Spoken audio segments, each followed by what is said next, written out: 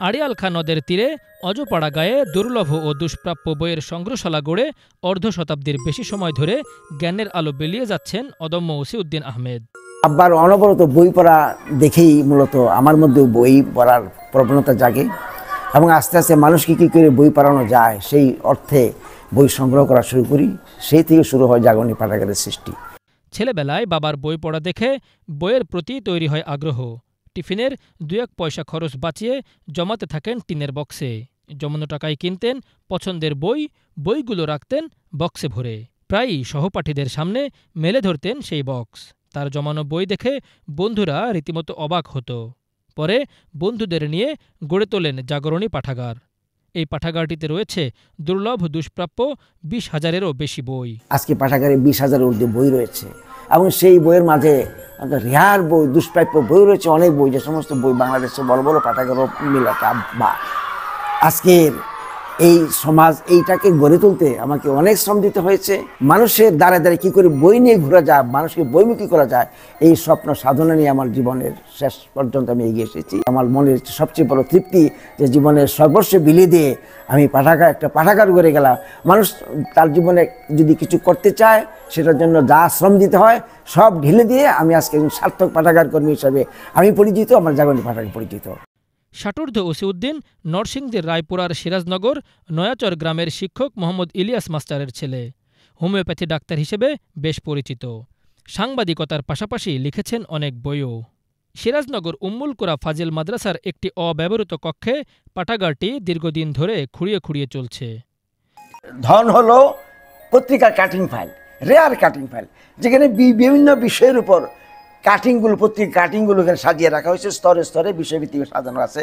এটি যে কোনো পাঠকের অত্যন্ত উপাদেয় খাদ্য হিসেবে বিবেচিত হয়। রবীন্দ্রনাথ ঠাকুরের নিজের সম্পাদিত তত্ত্ববোধিনী পত্রিকার একটা ভলিউম আমার কাছে আছে, যেটা গবেষকদের জন্য খুব উপাদেয় খাদ্য।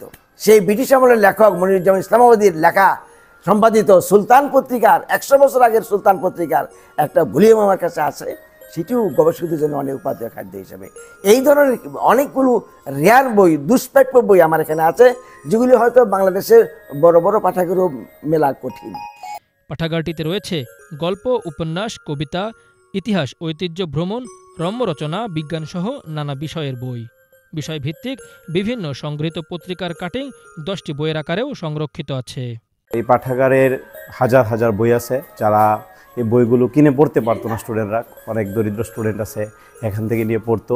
এই পাঠাগারটির মাধ্যমে আমাদের খুব উপকার হয়েছে এবং এরকম পাঠাগারটি চির জাগ্রত থাকুক, এটা আমরা চাই। আমাদের গ্রামের যত কাজ কাম আছে, উন্নয়ন কাজ, মসজিদ, মাদ্রাসা এবং স্কুল এবং এতিমখানা, এই ওসিউদ্দিন স্যার সবসময় এই কাজের জন্য ব্যস্ত থাকে এবং তার জীবনে যত কিছু শ্রম আছে এই কাজের জন্য উনি দিচ্ছে। তার জীবন, তার এই কর্ম প্রমাণ করে তিনি একজন আলোকিত মানুষ।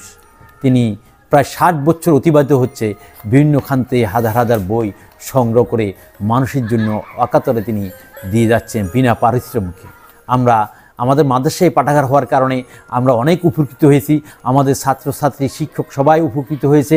এই পাঠাগারের থেকে জ্ঞান অর্জন করে আমরা আলোকিত হয়েছি। উনি যাতে ওনার এই কার্যক্রমটা ওনার শেষ জীবন পর্যন্ত উনি যেহেতু এর সাথে লেগে আছেন, এটা একটা সুন্দর পরিসমাপ্তি ঘটুক এবং এটাকে উনি যাতে এগিয়ে নিয়ে যেতে পারে। একটা আলাদা একটা ভবন ওনাকে যদি সরকারি খরচের মাধ্যমে করে দেওয়া সম্ভব হয়, কারণ এটা হবে আমি মনে করি জনগণের জন্য। উনি হয়তো এটার উদ্যোক্তা হবেন, কিন্তু জনগণ এখান থেকে উপকৃত হবে। পাঠক দর্শনার্থীদের জন্য শুক্রবার ছাড়া সপ্তাহের বাকি দিনগুলোতে খোলা রাখেন তিনি নিজেই।